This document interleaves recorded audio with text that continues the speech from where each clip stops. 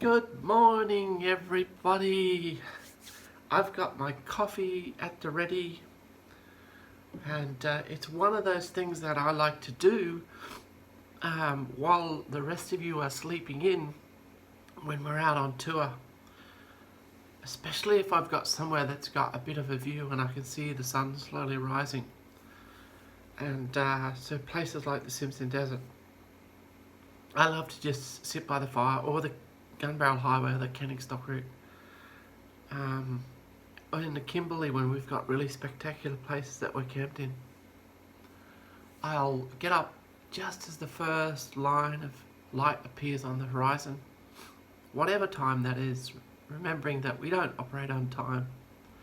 And I will light the fire so that I can get hot water on for everybody, and then I'll get my chair and I'll sit beside the fire and I'll make myself a coffee and just stare at the bush television, the fire. And those who are morning people, I have some really successful business people who come on my trips, and they're typically morning people, and so they'll very soon join me at the fire, and often not sit, but sometimes stand and get warm and then go back and do their thing. So it's a lovely time. But that's not what I'm here to talk to you about. What I'm here to talk to you about is about the post I made recently saying, that I have a favourite trip. Now, all of my tours are great. We wouldn't have designed them and done them so many times ourselves if we didn't love them. The very first tour that I put together is one that I hope to run again soon. In fact, I was scheduled to run it 2022, but we decided to put it off for a little while. It's called the Outback Tour of a Lifetime, and it's about 25 or more days. So it's a long tour, and for that reason it needs a lot of time to get the numbers booked, because a lot of people can't get that much time off. But it was put together by myself and my partner as a personal trip that we wanted to do. And in part it allowed us to do some research to places that we hadn't been, particularly to find providers of experiences that were unique and typically provided by Indigenous business owners and small local businesses. So our goal was to go and look for those kinds of opportunities while also looking for new places to go. So that's the way we kind of always approach these things. And wherever possible, we've tried to incorporate Indigenous businesses and experiences into our tours. Now, one of the things that's happened recently, before I get on to the subject of my favourite tour, is we lost Gerby Tours near Cooktown, which is an absolute devastating loss. Willie Gordon, a Ngunnawara elder from the Cooktown region, gave what I would call a life-changing experience to our clients. And Willie has decided to retire, and unfortunately, although he talked about many, many times hoping that someone else would take over his role, I guess I kind of always knew that Willie Gordon was a special person, and he wasn't going to be easily replaced. In any case, that experience is now gone, so we're trying to look for an experience to give people in the Cooktown region that maybe is an Indigenous business provider or a small business provider. So anyway, that's the kind of way that we've often gone about our designing our tours. So you can, take it from me that every single one of our tours has been thoughtfully designed to make it a unique experience. And while I'm talking about the Cape York experience, one of the reasons that our Cape York experience is different to some, probably most, is that I travelled in that region before there was a road to the top, before the Peninsula Development Road was built. And so a lot of the trip was much more difficult and challenging than it is now, which is why I kind of get a little bit upset about the way people attack the Cape these days and ruin the track. Because what we used to do in those days was try to make the track drivable rather than try to destroy the damn thing. Because people were driving it in, much less capable vehicles. For God's sake, semi-trailers were crossing the Jardine River. So, anyway, I'm digressing. What we do with our Cape York trip is we try to make it a bit of an experience that might hark back to those days, so we don't go blasting up the PDR. That's not what we're about. From the very get-go, from the time you leave the first camp, we've got you on tracks.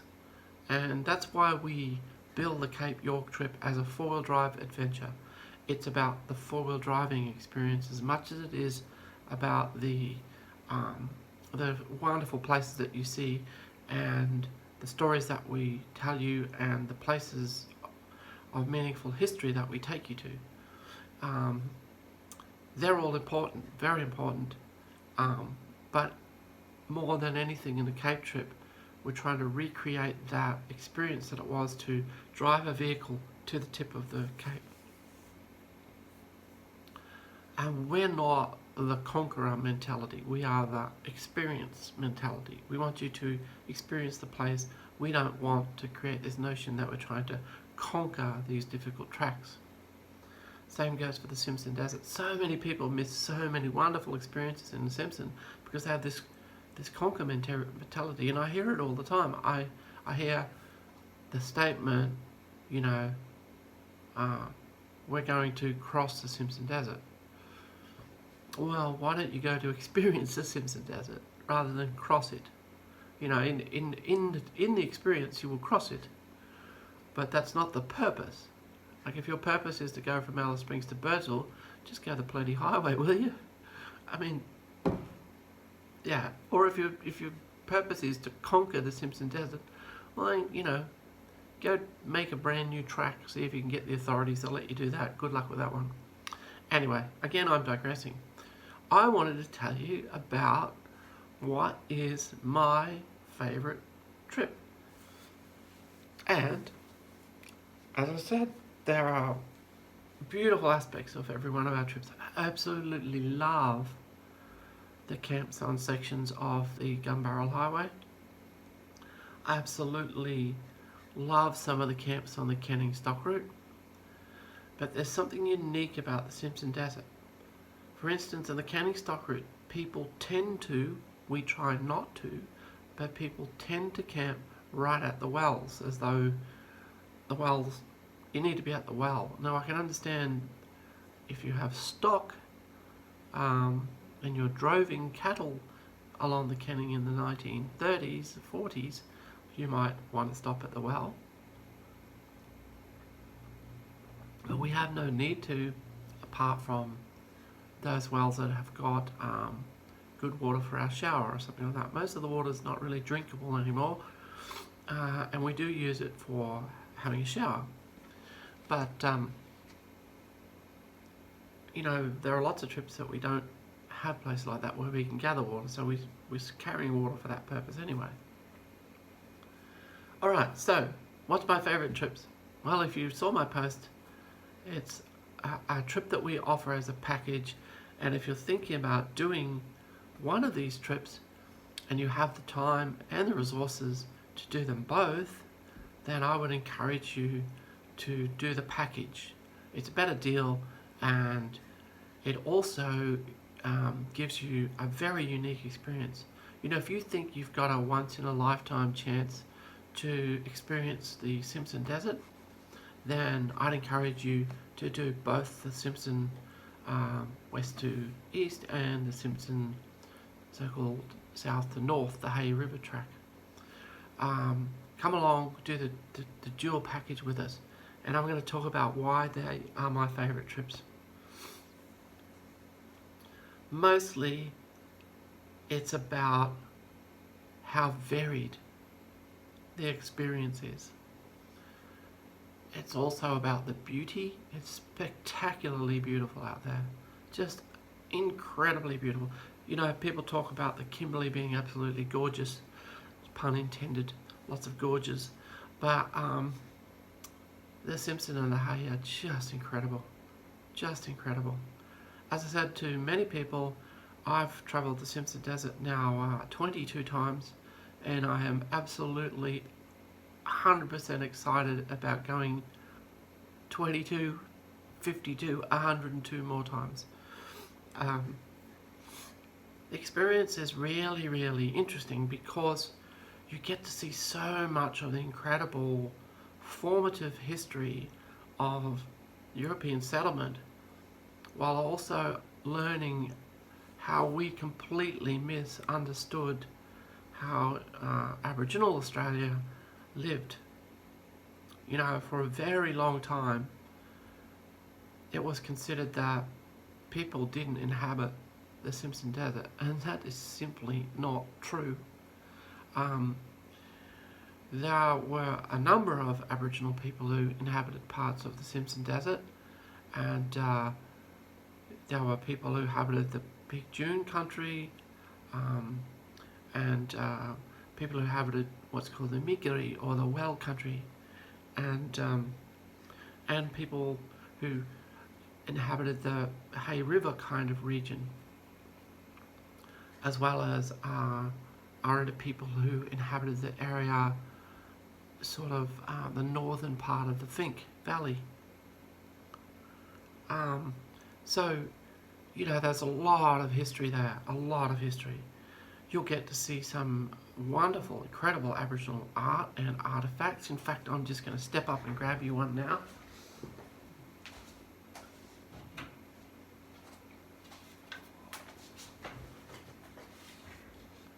This here is a mulga snake made from a mulga root made by a woman in Charlotte Waters. And my partner's house, we're now separated, but my partner's house is absolutely full of Aboriginal paintings that we purchased on these trips, and I have a number of paintings here as well. One from the Hay River trip, and one from I think it's an Aranta woman who made it. I can't remember her name. Pejari is the last name. So she'll be from kind of the Sandover Highway kind of region. So around Utopia. So you'll get to see, you know, that kind of thing. But you'll also get to experience the stories that I tell you as we travel along about the early days of Australian exploration. So the route that we take from Alice Springs South follows two things. It follows the original telegraph line, and it follows the Ghan railway line. Now the telegraph line predominantly follows the path that John Liddell Stewart took when he did his explorations in the centre of Australia. So we get to see, in fact, some of the landmarks that he named and visited. And very shortly after he successfully crossed from south to north, the telegraph line was constructed quite hurriedly. It was always going to be a race. And the telegraph track, the first iteration of the telegraph track with wooden poles, was placed a little further east than Stewart travelled on his recommendation due to the availability of timber. So you'll learn stories about that. You'll see the landmarks that he named after people who financed his trip or trips, and many other things. You'll see the remnants of the overland telegraph line including the 3-piece poles that were carried by camels. You'll visit significant sites for the Aranda people, and you'll kind of hear what life might have been like and why those sites were where they were. You'll get to see remnants of the telegraph stations, of the railway, because the Gun Railway then made sense that it would follow the line of the Overland Telegraph and go to the telegraph stations, which it did.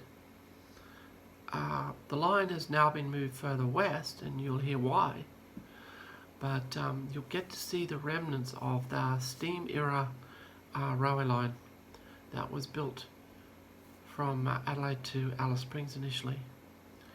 And on the way there, you'll visit Aboriginal community, which has a fabulous art gallery. If you intend purchasing some art, bring your credit card, because it's spectacularly good art, and there are incredibly unique pieces. And I'm not just talking paintings here, I'm talking sculptures, I'm talking the kind of things that I just showed you. Very unique wire sculptures, and all that kind of thing. There are, of course, cheaper items, smaller items that you can pick up as a knick-knack and send home.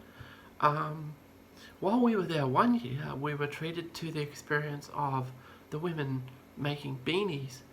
You may not know this, but in Alice Springs around that time of year, they have a beanie festival, and so they make these incredible beanies. They're not just ordinary beanies, you know, the things you put on your head. They're pieces of art, and you never know, you might be able to see some of those. We go into Chambers Pillar, of course, Idrakawa, which is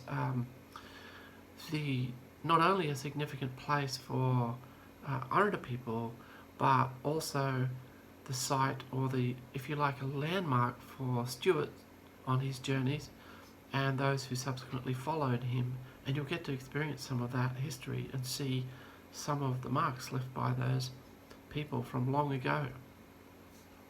Not only that, that region is spectacularly beautiful. I encourage you to be up early in the morning with your camera. Go for a walk around the whole area and take some photographs of the landmarks. Okay, so we haven't even finished the first day yet, and that's what you've got to see. Then we get down to what I call the flood out country, the country where the Fink River floods out and all the associated creeks sort of flood out, Spring Creek Delta and places like that. We get to see the Mound Springs, you know, which these days are quite a bit drier and hopefully being restored, whereas a result of the hydraulic pressure of the artesian basin pushing water to the surface over thousands of years and producing these massive mounds. So you'll get to see that. You'll get to experience swimming in a warm spring, you know, in the middle of the desert, which is an amazing experience. And that's even before we get into the sand dune country. Well, before we get into the sand dune country, you get to go to a place that my partner and I actually heard was for sale while we were driving down to see it. And we thought, you know what, we were looking to start a business, we were looking to do something really interesting, and we thought to ourselves, wouldn't it be great to buy that? So we drove down and had a look at it, and it had already sold to a couple, David and Melissa Cox. And at that point in time, the place, which is Mount Dare Homestead, was a rundown, kind of greeny blue coloured wooden building that was infested with termites. And at the time, they would put on meals in this little tiny dining room, and they could only cater for 4 or 5 people, 6 people, maybe something like that. I can't remember the details. And we were travelling at a time of year when there were fewer Outback travellers, so we had most of our campsites to ourselves, and we were the only people who ate with Dave and Mel at their dining table, which was an amazing experience. We got to chat with them outside their homestead, sitting by the fire, long before they created the business that is there now and that they've sold and moved on. I believe they live in Melbourne now. Melbourne or Adelaide? Someone will correct me. I made me think of someone else when I said Melbourne, but I think, anyway, they've gone to this big smoke. But they built a legacy there, and they built this hotel, which provides fabulous meals and cold drinks and all the rest, accommodation in the form of cabins and warm showers and hot meals. How's that? So, again, we're still not even into the sand dune country. When we get to the sand dune country, we're still in a region of springs or bores at least, and Perny Bore is one of those ones that was created for oil exploration, and it's still flowing, so you can get to experience that. We often no longer camp there. It depends whether we've got firewood or not, because there are now restrictions on the gathering of firewood in Witcher National Park, so because people have just ruined it basically. So we might visit Perny Bore and move on. It's a shame because it has a hot shower, and we used to love being able to stay there. We are often the only people who stayed there, but nowadays it's much more, many more people camp there often, and if you can't have a fire, we can't really camp. So we will often now move on to another campsite further along the track. But let's talk more generally now, because we're going to get to experience all the beautiful red sand dunes, the wildflowers, the massive big playas or lakes, the salt lakes, so-called salt lakes, the clay pans of the Simpson Desert, the Aberdeener Tora Knolls, these concrete kind of formations in the middle of the desert, the fabulous flora and fauna of the desert. Many people don't understand just how well populated the desert is with ancient gidgee trees, and thank God it is, because they're our firewood source. And you'll learn how we manage that and everything along the way as well. But one of the most beautiful experiences is just camping in the swale and getting up in the morning to stand at the top of the dune overlooking your camp to watch the sunrise. It's just a magical experience. And what's so good about camping in the Simpson Desert? Not only is it beautiful and spectacular, the camps are lovely and comfortable in the sense that, it's not hard, rocky ground and things like that.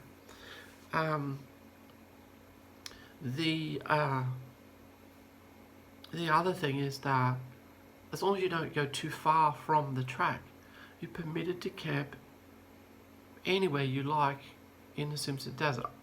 Now, obviously, the places of significance to Indigenous people have been protected, and they're fortunately well away from the track anyway, so you obviously can't go to those places. But anywhere else in the swales between the dunes, there's these beautiful campsites, just pretty places, and you can have nobody else around. It's like being the only people on the entire planet. That's what I love most about the Simpson Desert. So, the other thing that I like about doing the Simpson Desert in the way that we do it is you get to learn how to drive in the desert. I talked about Cape York being an experience that is about the driving. Well, the Simpson is too, but in a sense it's kind of a different experience in that your vehicle is not so much struggling with the terrain as you're struggling with how to learn how to drive it.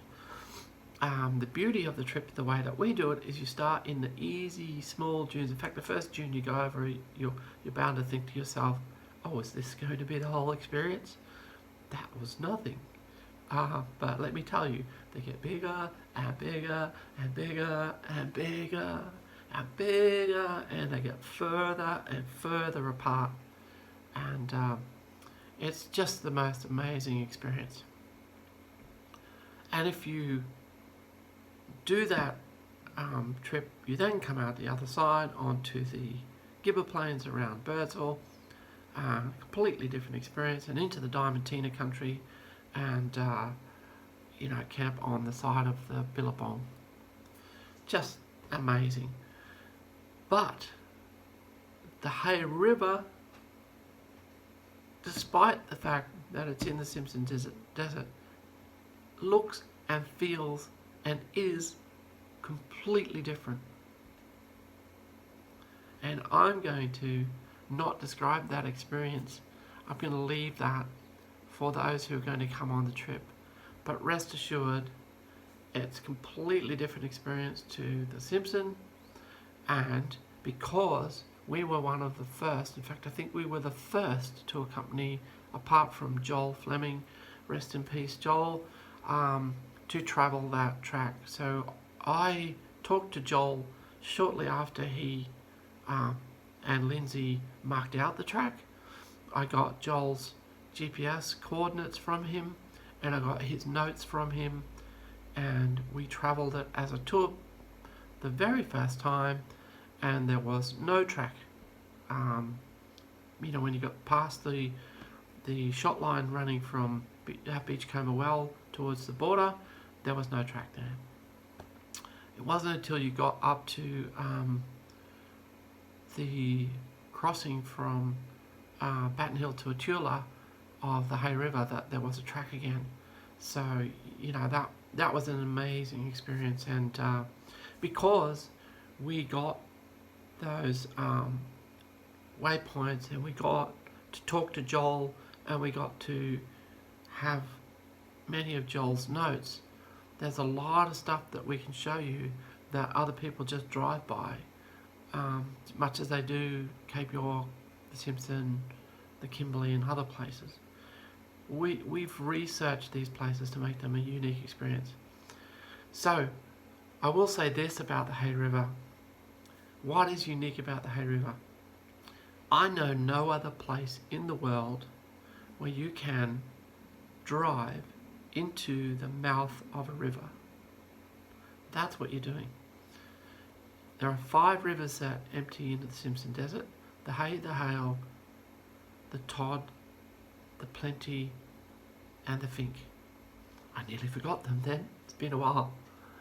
And the Hay River just spreads out amongst the dunes, and so if you're driving from the south, you're effectively in an ocean of sand dunes, and you're driving towards the river mouth. Ultimately you connect with the river, and you end up driving in the narrow braided channels, and then ultimately driving in the actual big bed of the river, or alongside the bed of the river. We also get to experience Charles Winnicke's journey and show you some history of that journey as well, including places that he named and so forth. I carry his journal with me on the trip. So if you're thinking about doing one of these trips, I would encourage you to do them both if you can. My favourite trips, Simpson and the Hay. Thank you.